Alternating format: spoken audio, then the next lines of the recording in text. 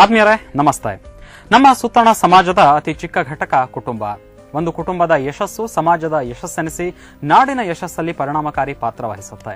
ಸಮಾಜದ ಅತಿ ಚಿಕ್ಕ ಘಟಕದ ಅಭ್ಯುದಯವನ್ನ ಧ್ಯೇಯವಾಗಿರಿಸಿಕೊಂಡು ಅವರ ಸಮಸ್ಯೆಯ ಪರಿಹಾರ, ಸುಖ, ಸೌಖ್ಯ, ನೆಮ್ಮದಿಯನ್ನ ಅರಸುವ ಮತ್ತೆ ಆ ಮೂಲಕ ನಾಡಿನ ಸರ್ವರನ್ನ ಸುಖಿಯಾಗಿರಿಸ ಬಯಸುವ ಕಾರ್ಯಕ್ರಮ ಶುಭಮಸ್ತು.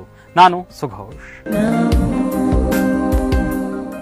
ಕುಟುಂಬದವರ ಶ್ರೇಯಸ್ಸಿಗೆ, ಯಶಸ್ಸಿಗೆ ಸಹಕಾರಿಯಾಗುವ ಸಲಹೆ, ಸೂಚನೆ ಮೊದಲಾದ ವಿಷಯಗಳ ಬಗ್ಗೆ ಅರಿವು ಮೂಡಿಸಲಿಕ್ಕೆ ನಮ್ಮ ಸ್ಟುಡಿಯೋದಲ್ಲಿದ್ದಾರೆ ಜ್ಯೋತಿಷಿ ಆದಂತಹ ಶ್ರೀ ರಘುವಂಶಿ ಅವರು. ರಘುವಂಶರೇ ಸ್ವಾಗತ, ನಮಸ್ಕಾರ. ಹಾಗೆಯೇ ಮನೋವೈದ್ಯರಾದಂತಹ ಡಾಕ್ಟರ್ ವೀರೇಶ್ ಅವರು. ಡಾಕ್ಟರ್ ವೀರೇಶ್ ಸ್ವಾಗತ, ನಮಸ್ಕಾರ. ನಮಸ್ಕಾರ. ಆರ್ಥಿಕ ಸಲಹೆಗಾರರಾದಂತಹ ಶ್ರೀಕಾಂತ್ ಜಯಕುಮಾರ್ ಅವರು. ಶ್ರೀಕಾಂತ್ ಅವರೇ ಸ್ವಾಗತ. ಹಾಗೆಯೇ ಆಯುರ್ವೇದ ವೈದ್ಯ ಆದಂತಹ ಡಾಕ್ಟರ್ ಸಹನಾ ಅವರು. ಡಾಕ್ಟರ್ ಸಹನಾ, ನಿಮಗೂ ಸ್ವಾಗತ. ಆತ್ಮೀಯರೇ, ಇವತ್ತಿನ ಶುಭಮಸ್ತು ಕಾರ್ಯಕ್ರಮದಲ್ಲಿ ನಮ್ಮ ಜೊತೆ ಇರತಕ್ಕಂಥ ಕುಟುಂಬ ಪ್ರಕಾಶ್ ಅವರದ್ದು. ಪ್ರಕಾಶ್ ಅವರೇ ನಮಸ್ಕಾರ. ಹಾಗೆಯೇ ಪ್ರಕಾಶ್ ಅವರ ಪತ್ನಿ ಸವಿತಾ ಅವರು ಬಂದಿದ್ದಾರೆ. ಸವಿತಾ ಅವರೇ ನಮಸ್ಕಾರ. ಅವರ ಪುತ್ರ ಗುರುದತ್ ಬಂದಿದ್ದಾನೆ. ಹಾಯ್ ಗುರುದತ್. ಹಾಗೆಯೇ ಅವರ ಮಗಳು ಮೇಘನಾ ಕೂಡ ಬಂದಿದ್ದಾಳೆ. ಹಾಯ್ ಮೇಘನಾ. ಆತ್ಮೀಯರೇ, ಒಂದು ಸಾರಿ ಪ್ರಕಾಶ್ ಅವರ ಕುಟುಂಬಕ್ಕೆ ಭೇಟಿ ಕೊಟ್ಟು ಬರೋಣ. ಸಂಸಾರವನ್ನ ನಡೆಸಲು ಶ್ರಮ ಪಡುತ್ತಿರುವ ಪ್ರಕಾಶ್ ರವರದ್ದು ಸುಂದರ ಕುಟುಂಬ. ಸಂಸಾರದ ಜವಾಬ್ದಾರಿಯನ್ನ ತೆಗೆದುಕೊಂಡಿರುವ ಸವಿತಾ ಸಂಸಾರದ ಬೇಕು ಬೇಡಗಳನ್ನ ನೋಡ್ಕೊಳ್ತಿದ್ದಾರೆ. ಪ್ರಕಾಶ್ ಸಂಸಾರದಲ್ಲಿ ಯಾವುದೇ ತೊಂದರೆ ಇಲ್ಲದಿದ್ರೂ ಅವರು ನಡೆಸುತ್ತಿರುವ ಸ್ವಂತ ಫೋಟೋ ಸ್ಟುಡಿಯೋ ಅಭಿವೃದ್ಧಿಪಡಿಸುವುದು ಹೇಗೆ ಎಂಬ ತೊಡಕು ಇವರಲ್ಲಿ ಕಾಡ್ತಾ ಇದೆ.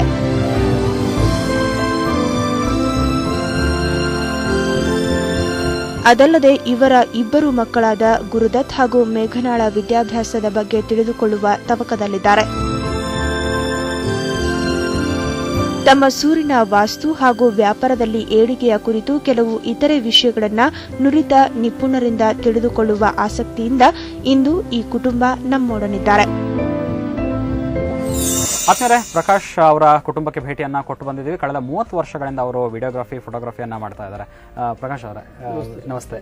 ಹೇಗಿದೆ ಆಗಿನ ವಿಡಿಯೋಗ್ರಫಿ, ಫೋಟೋಗ್ರಫಿಗೂ ಈಗಿನ ವಿಡಿಯೋಗ್ರಫಿ, ಫೋಟೋಗ್ರಫಿಗೂ? ಆಗಿನ ಬಹಳ ಚೆನ್ನಾಗಿತ್ತು. ಅದು ನಮ್ದು ಹಾರ್ಡ್ ವರ್ಕ್ ಇದ್ರು, ಬಟ್ ಅದು ನಮ್ಮ ಲೈಫ್ ಇತ್ತು ಅದರಲ್ಲಿ. ಇವಾಗ ಬರ್ತಾ ಇರೋ ಡಿಜಿಟಲ್ ಅಷ್ಟೇ ನಮಗೆ ಲೈಫ್ ಇಲ್ಲ. ಬಟ್ ಜನರಲ್ ಆಗಿ ಡಿಜಿಟಲ್ ಇದೆ. ನಮ್ಗೆ ಆವಾಗ ಕಲ್ತಿದ್ದು ಆ ಹ್ಯಾಂಡ್ ಕೆಲಸ ಈಗ ಯಾರು ಮಾಡೋಕ್ಕಾಗಲ್ಲ. ಬಟ್ ಇವಾಗ ಏನು ಡಿಜಿಟಲ್ ಇದೆಲ್ಲ ಎಲ್ಲ ಸುಲಭವಾಗಿ ಎಲ್ಲ ಮಾಡ್ತಾರೆ. ನೀವು ಮಾಡ್ತೀರಾ ಫೋಟೋಗ್ರಫಿ, ಎಲ್ಲರೂ ಮಾಡ್ಬೋದು. ಆವಾಗ ನಾವು ಮಾಡ್ತಾ ಇದ್ದಿದ್ದಾಗ ಆ ವರ್ಕು ಈಗ ವರ್ಕು ಬರ್ತಾ ಇಲ್ಲ. ಓಕೆ, ಅದೇ ಮೊನ್ನೆ ಫೇಸ್ಬುಕ್ ಅಲ್ಲಿ ಒಬ್ರು ಹಾಕಿದ್ರು, ಏನಂದ್ರೆ SLR ಇರತಕ್ಕಂತ ಪ್ರತಿ ಮನುಷ್ಯನು ಅಥವಾ ಪ್ರತಿ ಮಂಗಾನು ತಾನೊಬ್ಬ ಗ್ರೇಟ್ ಕ್ಯಾಮರಾಮನ್ ಅಂತ ಅನ್ಕೊಳತ್ತಂತ. ಸೊ ಆ ತರದ ಪರಿಸ್ಥಿತಿ ಆಗ್ಬಿಟ್ಟು ಇವಾಗ ಆಗಿದೆ. ಅಂದ್ರೆ ಹ್ಯೂಮನ್ ಎಫರ್ಟ್ ಏನಿತ್ತು ಮೊದಲು ಅದು ಕಡಿಮೆ ಆಗ್ತಾ ಇದೆ. ಮತ್ತೆ ಟೆಕ್ನಾಲಜಿ ಹೆಚ್ಚಿಗೆ ಆದ ಹಾಗೆ ಮನುಷ್ಯ ಸೋಮಾರಿ ಆಗ್ತಾ ಇದ್ದಾರೆ. ಅವಾಗ ಟೆಕ್ನಾಲಜಿ ಇರ್ಲಿಲ್ಲ, ಬಟ್ ನಾವು ಓನ್ ಆಗಿ ನಮ್ಮ ಮೈಂಡ್ ಯೂಸ್ ಮಾಡಿ ಫೋಟೋಗ್ರಫಿ ಕಲಿತಾ ಇದ್ದಿತ್ತು. ಬಟ್ ಕಪಲ್ ರೇಂಜ್ ಕ್ಯಾಮ್ರಾ, ಈ ಹ್ಯಾಂಡ್ಸ್ ಕ್ಯಾಮ್ರಾ ಅವೆಲ್ಲ ನಾವು ಓನ್ ಆಗಿ ಮಾಡ್ತಾ ಇರುವಾಗ ನಮ್ಗೆಲ್ಲ ಮೈಂಡ್ ವರ್ಕ್ ಮಾಡ್ತಾ ಇದ್ವಿ.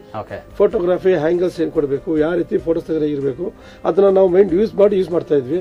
ತೆಗ್ದಾದ್ಮೇಲೂ ನಾವು ಪ್ರತಿಯೊಂದು ಬ್ಲಾಕ್ ಅಂಡ್ ವೈಟ್ ಅಲ್ಲಿ ಯೂಸ್ ಮಾಡಿದಾಗ ಯಾವ ತರ ಮಾಡಬೇಕು, ಕಂಪೋಸಿಂಗ್ ಹೆಂಗಿರ್ಬೇಕು, ಆ ರೀತಿ ನಾವು ವರ್ಕ್ ಮಾಡಿ ಮುಂದೆ ಬಂದ್ವಿ. ಈಗ ಎಲ್ಲರೂ ಆಟೋ ಓಡಿಸೋರು, ಈಗ ಎಲ್ಲರೂ ಆಟೋ ಓಡಿಸ್ತಾರೆ. ಈ ಒಂದು ಮೊಬೈಲ್ ಅಲ್ಲೂ ಬಂದೈತೆ. ಇವು ಫೋಟೋಗ್ರಫಿ, ನಾವು ಫೋಟೋಗ್ರಫಿ, ನೀವು ಆಗ್ತೀರಾ ಜನರಲ್. ಬಟ್ ಆವಾಗಲೂ ಇವಾಗಲೂ ಬಹಳ ವ್ಯತ್ಯಾಸ ಇದೆ. ಸವಿತಾ ಅವರೇ, ಮನೆಯವರು ಫೋಟೋಗ್ರಫಿಯಲ್ಲಿ ಕಳೆದ ಹಲವಾರು ವರ್ಷಗಳಿಂದ ಆದ್ರೆ ಮಕ್ಕಳು ಕಾಲೇಜಿಗೆ ಹೋಗ್ತಾ ಇದ್ದಾರೆ. ನಿಮ್ಮ ಡೇ ಶೆಡ್ಯೂಲ್ ಹೇಗಿರುತ್ತೆ ನೀವು ಒಬ್ಬ ಗೃಹಿಣಿಯಾಗಿ? ನಾನು ಕೆಲಸ ಮುಗಿದ ಮೇಲೆ ಅವ್ರ ಆಚೆ ಹೋದಾಗ ನಾನು ಅಂಗಡಿ ನೋಡ್ಕೊಳ್ತೀನಿ. ನಾನು ಅಂಗಡಿಲಿ ಕೂತ್ಕೊಳ್ತೀನಿ. ಎಷ್ಟೊತ್ತು ದಿನಕ್ಕೆ ಅಂಗಡಿಯಲ್ಲಿ ಕೂರ್ತೀರಾ? ಹೇಗಿರುತ್ತೆ ನಿಮ್ಗೆ? 3 hours, ಬೆಳಗ್ಗೆ, ಮಧ್ಯಾಹ್ನ, ಸಾಯಂಕಾಲ. ಅವರು ರೇಟ್ಸ್ ಎಲ್ಲ ಗೊತ್ತಿದೆಯಾ ನಿಮ್ಗೆ? ಅಥವಾ ಅವರೊಂದು ರೇಟ್ ಹೇಳೋದು ನೀವು ಕನ್ಫ್ಯೂಷನ್ಸ್ ಗೊತ್ತಾಗಿದೆ ಆಲ್ಮೋಸ್ಟ್. ಓಕೆ. ಗುರುದತ್ತ, ನೀವು ಸದ್ಯಕ್ಕೆ ಕಾಲೇಜಿಗೆ ಹೋಗ್ತಾ ಇದ್ರೆ ಏನ್ ಕಲಿತಾ ಇದ್ದೀರಾ? ಸ್ಪೋರ್ಟ್ಸ್ ಅಲ್ಲಿ ಇಂಟ್ರೆಸ್ಟ್ ಇದೆ. ಸ್ಪೋರ್ಟ್ಸ್ ಆಡ್ತಿದ್ದೆ. ಮತ್ತೆ ಒಂದು ಹೈದರಾಬಾದ್ ಮತ್ತೆ ನಾಸಿಕ್ ಅಲ್ಲಿ ರೆಪ್ರೆಸೆಂಟ್ ಮಾಡಿದ್ದೀನಿ ಕರ್ನಾಟಕ. ಸೊ ನಾನು net ball, hand ball, kabaddi ಆಡ್ತಿದ್ದೆ. ಇವಾಗ ಹ್ಯಾಂಡ್ ಬಾಲ್ ಆಡ್ತಾ ಇದ್ದೀನಿ ಸ್ಟಾರ್ ಶೂಟರ್ಸ್ ಅಂತ ಕ್ಲಬ್.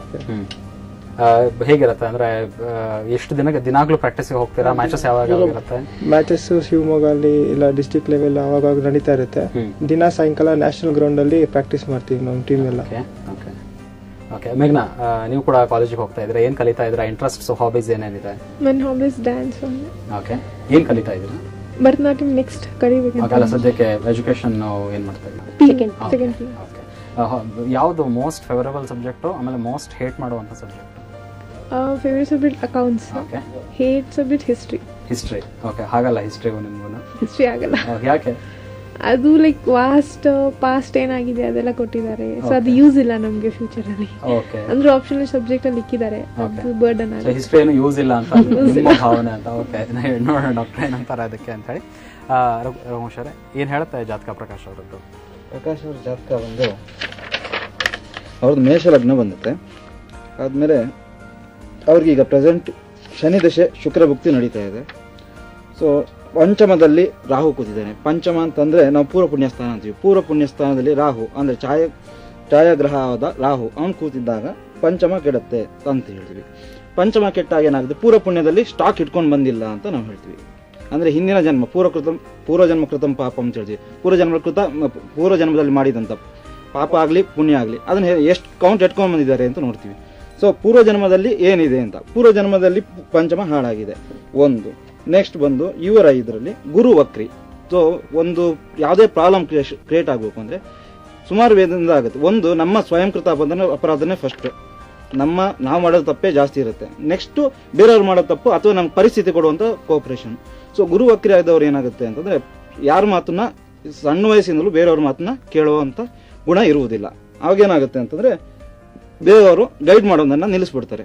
ಬೇರೆಯವ್ರು ಗೈಡ್ ಮಾಡಿ ನಿಲ್ಲಿಸಿದಾಗ ಏನಾಗುತ್ತೆ, ನೀವು ಪ್ರತಿ ಸಲನೂ ದಾರಿಯಲ್ಲಿ ಎಡವಿನೇ ನೀವು ಬುದ್ಧಿ ಕಲ್ತ್ಕೊಂಡು ಹೋಗ್ಬೇಕು. ಏನಾಗುತ್ತೆ, ನೀವು ಒಂದು ಗುರಿ ರೀಚ್ ಆಗೋಕ್ಕೆ ತುಂಬ ನಿಧಾನ ಆಗುತ್ತೆ.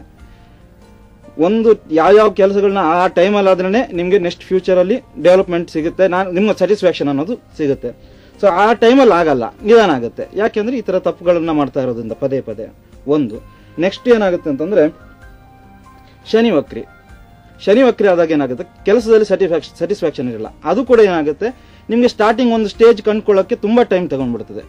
ಸೊ ಯಾವುದೋ ಒಂದು ಸಬ್ಜೆಕ್ಟ್, ಯಾವುದೋ ಒಂದು ವೃತ್ತಿ ಮಾಡ್ತಾ ಇರ್ತೀರ, ಇನ್ನೊಂದು ವೃತ್ತಿ ಮಾಡಬೇಕು, ಅಥವಾ ಅಲ್ಲಿ ಒಬ್ಬರ ಅಂಡರಲ್ಲಿ ಕೆಲಸ ಮಾಡ್ತಿದ್ದಾಗ ಸ್ಯಾಟಿಸ್ಫ್ಯಾಕ್ಷನ್ ಇಲ್ಲ, ನಾನೇ ಮಾಡಬೇಕು ಅಂತ ಇರುತ್ತೆ.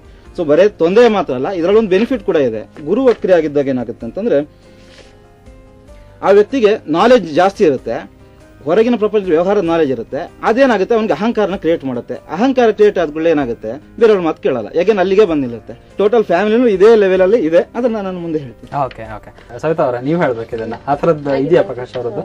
ಓಕೆ, ಯಾರ ಮಾತು ಕೇಳಲ್ಲ ಅಥವಾ ಓಕೆ, ಈಗ ಮನೇಲಿ ಒಂದೇನೋ ಒಂದು ಡಿಸಿಷನ್ ತಗೊಳ್ಬೇಕು ಅಂದಾಗ ನೀವೆಲ್ಲರೂ ಸೇರಿ ಅದನ್ನ ಚರ್ಚೆ ಮಾಡಿ ಮಾಡ್ತೀವಿ, ಆದ್ರೆ ಅವ್ರು ತಗೊಳಲ್ಲ. ಫೈನಲ್ ವಿಟೋ ಪವರ್ ಪ್ರಕಾಶ್ ಅವ್ರು ಹೆಂಗ್ ಬರುತ್ತೋ ಹಾಗೆ ಮಾಡ್ತಾರೆ. ಪ್ರಕಾಶ್ ಅವರ ಒಪ್ಕೊಳ್ತೀರಾ? ಓಕೆ, ಅಂದ್ರೆ ಸ್ವಭಾವನೆ ಆಗಿದೆ. ಡಾಕ್ಟರ್ ವೀರೇಶ್, ಏನ್ ಹೇಳ್ತೀರಾ ಈ ತರದ ಸ್ವಭಾವದ ಬಗ್ಗೆ ಮತ್ತೆ ಈ ತರದ ಪರ್ಸನಾಲಿಟಿ ಬಗ್ಗೆ? ಈ ತರ ಪರ್ಸನಾಲಿಟಿ ನಾರ್ಮಲಿ ಏನಂದ್ರೆ ಒಂಥರ ಓವರ್ ಕಾನ್ಫಿಡೆನ್ಸ್ ಅಂತ ಹೇಳ್ತೀವಿ. ಏನಂದ್ರೆ ಅವ್ರಿಗೆ ಏನ್ ಮನ್ಸಲ್ಲಿ ಬರುತ್ತೆ ಅದನ್ನ ಮಾಡಿದಾಗ ಅವ್ರಿಗೆ ಒಂಥರ ಒಂದು ಕಾನ್ಫಿಡೆನ್ಸ್ ಇಟ್ಕೊಂಡು ಮಾಡ್ತಾರೆ. ಸೊ ಆವಾಗ ಒಂದೊಂದ್ಸತಿ ನೀವು ಮಾಡೋದೆಲ್ಲ ಕರೆಕ್ಟ್ ಆಗುತ್ತೆ, ಒಂದೊಂದ್ಸತಿ ಎಡ್ವರ್ಟ್ ಆಗುತ್ತೆ. ಸೊ ಎಡ್ವರ್ಟ್ ಆದಾಗ ನೀವು ಯಾವಾಗಲೂ ತಿದ್ಕೊಳ್ಳೋದು ಬೆಟ್ರ್. ಅಂದ್ರೆ ಇವಾಗ ನೆಕ್ಸ್ಟ್ ಟೈಮ್ ನೀವು ಅದೇ ಥರ ಏನಾದ್ರು ಡಿಸಿಷನ್ ತಗೋವಾಗ ಡಿಸ್ಕಸ್ ಮಾಡಿ ಅದರಿಂದ ಅಡ್ವಾಂಟೇಜಸ್ ಏನು ಡಿಸ್ಅಡ್ವಾಂಟೇಜಸ್ ಏನು ಅದನ್ನು ತಿಳ್ಕೊಂಡು ಆಮೇಲೆ ನೀವು ಅದನ್ನು ಡಿಸಿಷನ್ ತಗೊಳ್ಳೋದು ಒಳ್ಳೆಯದು. ಅದಾದಮೇಲೆ ಬೇರೆ ವಿಷಯಗಳೆಲ್ಲ ಮಾತಾಡಿದ್ದೀನಿ. ಅವರು ಅವ್ರ ಫ್ಯಾಮಿಲಿನಲ್ಲಿ ಯಾರಿಗೂ ಮಾನಸಿಕವಾಗಿ ತೊಂದರೆಗಳು ಯಾವುದೂ ಇಲ್ಲ ಅಂತ ಹೇಳಿದ್ದಾರೆ. ಪ್ಲಸ್ ಯಾವುದೋ ಕೆಟ್ಟ ಚಟಗಳು, ಈಗ ಸ್ಮೋಕಿಂಗು, ಆಲ್ಕೋಹಾಲು, ಡ್ರಗ್ಸು, ತಂಬಾಕು ಆ ಥರದ್ದು ಯಾವುದೋ ಚಟಗಳು ಇಲ್ಲ ಅಂತ ಹೇಳಿದ್ದಾರೆ. ತುಂಬ ಒಳ್ಳೆ ವಿಷಯ. ಸವಿತಾ ಅವರ ಮನೆಯಲ್ಲಿ ಊಟ ಎಲ್ಲರೂ ಒಟ್ಟಿಗೆ ಮಾಡ್ತೀರಾ ಅಥವಾ ಗುರುದತ್ ಒಂದ್ಸರಿ ಬಂದಾಗ ಮೇಘನಾ ಒಂದ್ಸರಿ ಬಂದಾಗ ಆ ಥರದ್ದೇನಿಲ್ಲ? ಎಲ್ಲರೂ ಕೂಡ ಓಕೆ, ಅವರವರ ಶೆಡ್ಯೂಲ್ ಮೇಲೆ ಒಂದೊಂದ್ಸಲ ಮಿಸ್ ಆಗುತ್ತೆ, ಉಳಿದ ಹಾಗೆ ಇರುತ್ತೆ. ಓಕೆ, ಗುರುದತ್ ಮಧ್ಯ ಮತ್ತೆ ಪ್ರಕಾಶ್ ಅವ್ರ ಮಧ್ಯ ಜಗಳಗಳು, ಸ್ವಲ್ಪ ಕಿರಿಕಿರಿಗಳು ಆ ಥರದ್ದು ಏನಾದ್ರು ಆಗಿದ್ದಿದ್ಯಾ? ತುಂಬಾ ಆಗತ್ತೆ. ಯಾಕೆ? ಅಂಗಡಿಯಿಂದ ಏನು ಮಗ ಈಗಿನ ಇದಕ್ಕೆ ಹೋಗ್ಬೇಕು ಅಂತಾನೆ, ಅವ್ರು ಹಳೇದಕ್ಕೆ ಇರ್ಬೇಕು ಅಂತಾರೆ. ಅದರಿಂದ ಅವರಿಬ್ರು ಸ್ವಲ್ಪ ಅಂಗಡಿಯಿಂದ. ಓಕೆ, ಗುರುದತ್ ಏನು ಏನಾದ್ರು ತಂದೆಯವರ ಇದ್ರ ಬಗ್ಗೆ ಯಾವ ತರ ಸುಧಾರಣೆ ಮಾಡಬಹುದು ಅಂತ ಏನಾದ್ರು ಅನ್ಸುತ್ತಾ ನಿಮ್ಗೆ? ಯಾವ್ದು ಕ್ಲಾಶ್ ಪಾಯಿಂಟ್ ಅಥವಾ ಯಾವ್ದು ಡಿಫ್ರೆನ್ಸ್ ಆಫ್ ಒಪಿನಿಯನ್ ಎಲ್ಲ ಉಂಟಾಗತ್ತೆ ನಿಮ್ಮಲ್ಲಿ ಮತ್ತೆ ಪ್ರಕಾಶ್ ಅವ್ರ ತಂದೆಯಲ್ಲಿ? ನಾನು ಬೇರೆ ಜನ ಹೊಸ ತರ ಮಾಡೋಣ, ಸೊ ಅಂಗಡಿ ಚೇಂಜ್ ಮಾಡೋಣ ಅಂದ್ರೆ ಇಲ್ಲ, ನಾನು ಈ ತರನೇ ಮಾಡ್ಕೊಂಡ್ ಬಂದಿದ್ದೀನಿ, ಹಿಂಗೆ ಇರ್ಲಿ ಇನ್ನೊಂದ್ ಸ್ವಲ್ಪ ದಿನ, ಇಲ್ಲ ಇದು ಬೇಡ, ಇಲ್ಲಿ ಬೇಡ, ಬೇರೆ ಡಿಸೈನ್ ತರೋಣ ಇಲ್ಲಿ ಅಂದ್ರೆ ಇದೇ ಡಿಸೈನ್ ಅನ್ಸೋ ಇರೋಣ, ಇವಾಗ ಇದೇ ಡಿಸೈನ್ ಚೆನ್ನಾಗಿರುತ್ತೆ. ಇಂಟೀರಿಯರ್ ಬಗ್ಗೆ ಇರ್ಲಿ, ಡಿಸೈನ್ಸ್ ಇರ್ಲಿ, ಮತ್ತೆ ಆ ಫೋಟೋಸ್ ಅಲ್ಲೂ ಅಷ್ಟೇ. ಈ ಯಾವ್ದು ತಗೊಂಡ್ರು ಡ್ಯಾಡಿನೇ ನಾನು ಹೇಳ್ದಂಗೆ ಮಾಡ್ಬೇಕು. ಸುಮ್ಮನೆ ಇನ್ವೆಸ್ಟ್ ಜಾಸ್ತಿ ಮಾಡಕ್ ಹೋಗ್ಬಾರ್ದು. ಇನ್ವೆಸ್ಟ್ ಮಾಡ್ಬಿಟ್ಟು ಇವಾಗ ಈ ಫೋಟೋಗ್ರಫಿಯಲ್ಲಿ D40 ಕ್ಯಾಮ್ರಾದಲ್ಲೂ ಅದೇ ರಿಜೆಕ್ಟ್ ಬರುತ್ತೆ, ತೆಗಿಯೋದ್ರಲ್ಲಿ ಇದೆ. 100ಗೆ ಅದು ಒಂದು ಆ ಕ್ಯಾಮ್ರಾದಲ್ಲಿ ಕ್ಯಾಮ್ರಾದಲ್ಲಿ ಬೇರೆ ಬೇರೆ ಇದೆ, ಬಟ್ ಆದ್ರೆ ಕ್ಯಾಮ್ರಾದಲ್ಲಿ ತಗೊಂಡು ನಾವು ವರ್ಕ್ ಮಾಡೋದ್ರಲ್ಲಿ ಇದೆ. ಇನ್ವೆಸ್ಟ್ ಮಾಡೋಕ್ಕಿಂತ ನಾವು ಅದನ್ನ ಎಷ್ಟು ಸುಮಾರು ಒಂದು 10,000 20,000 ಇನ್ವೆಸ್ಟ್ ಮಾಡಿದ್ವಿ ಕ್ಯಾಮ್ರಾಗೆ. ಅದರಲ್ಲೇ ವರ್ಕ್ ಮಾಡಿ ತೋರಿಸಿ ನಾವು ಸಂಪಾದನೆ ಮಾಡಬೇಕು. 5 ಲಕ್ಷ 2 ಲಕ್ಷ ಕ್ಯಾಮ್ರಾ ಕೊಟ್ಟು ಸಂಪಾದನೆ ಮಾಡೋದು, ಬಟ್ ಇದೇ ರಿಸಲ್ಟ್ ನೋ ಪ್ರಾಬ್ಲಮ್ ಇಲ್ಲ. ಅದನ್ನ ತೋರಿಸ್ಬೇಕು ನಾವು. ನಾನು ಅದೇ ಹೇಳೋದು. ಬಟ್ ಹೊಸ ಕ್ಯಾಮ್ರಾ ಕೊಡುವಂತಹ ಇವತ್ತಿನ ರಿಸಲ್ಟ್ ಅನ್ನೋಕ್ಕಿಂತ ಕಂಫರ್ಟ್ ಏನಿದೆ? ಫಾರ್ ಎಕ್ಸಾಂಪಲ್ ಎಲ್ಲ ಹೇಳ್ಬೇಕಂದ್ರೆ ತುಂಬಾ ಒತ್ತಡದಲ್ಲಿ ಈಗ ತೆಗಿಬೇಕಾಗತ್ತೆ, ತಾಳಿ ಕಟ್ತಾರೆ, ಆ ಕ್ಷಣದಲ್ಲಿ ತೆಗಿಬೇಕು ಅಂದ್ರೆ ತೆಗಿಬೇಕು, ಇನ್ನೊಂದ್ಸರಿ ತಾಳಿ ಕಟ್ಟಿ ಅಂತ ಹೇಳಕ್ಕಾಗಲ್ಲ. ಬುಕ್ ಬಿಡುಗಡೆ ಸಮಾರಂಭದಲ್ಲಿ ಇನ್ನೊಂದ್ಸರಿ ಪುಸ್ತಕ ಹಿಡ್ಕೊಳ್ಳಿ ಅಂತ ಹೇಳ್ಬಹುದು, ಇಲ್ಲಿ ಹೇಳಕ್ಕಾಗಲ್ಲ. ಸೊ ಆ ಸಂದರ್ಭದಲ್ಲಿ ಹೊಸ ಕ್ಯಾಮ್ರಾಗಳು ಕೊಡೋ ಕಂಫರ್ಟ್ ಅಂದ್ರೆ ಬಹುಶಃ ಗುರುದತ್ ಅದನ್ನೇನಾದ್ರೂ ನೀವು ಪಾಯಿಂಟ್ ಔಟ್ ಮಾಡ್ತಾ ಇದ್ದೀರಾ? ಹೊಸ ಟೆಕ್ನಾಲಜಿ ಮತ್ತೆ ಹೊಸ ಡಿಸೈನ್ಸ್ ಅಂಡ್ ಕಂಫರ್ಟ್ ಕೊಡುತ್ತೆ, ಅದನ್ನ ತರಬೇಕು, ಅದನ್ನ ಇಂಟ್ರೊಡ್ಯೂಸ್ ಮಾಡಬೇಕು ಅಂತ ನಾವು. ಸೊ ಡ್ಯಾಡಿ ಏನಂತಾರೆ, ಅದ್ರಲ್ಲಿ ನಾನು ಇರೋದ್ರಲ್ಲೇ ನೀನು ಮಾಡಿ ತೋರಿಸ್ಬೇಕು ಕೆಲಸ.